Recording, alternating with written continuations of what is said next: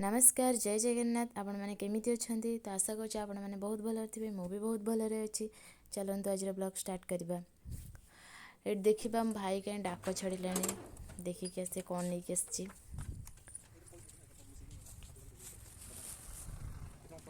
माछ नहीं पलि आसला माछ तरकारी पुणी बनवार अच्छे।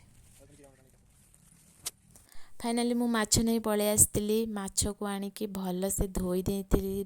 धोई सारा पर लुण हल्दी गोल रखीदी तो मत माछ तरकारी बनई आसेनी फिर भी बनई। तो आज मत चूल्हे रोषे करा पड़ा एत खरारे मु रोषे करी। आसतु देखा केमी मुझे खरारे रोषे कर।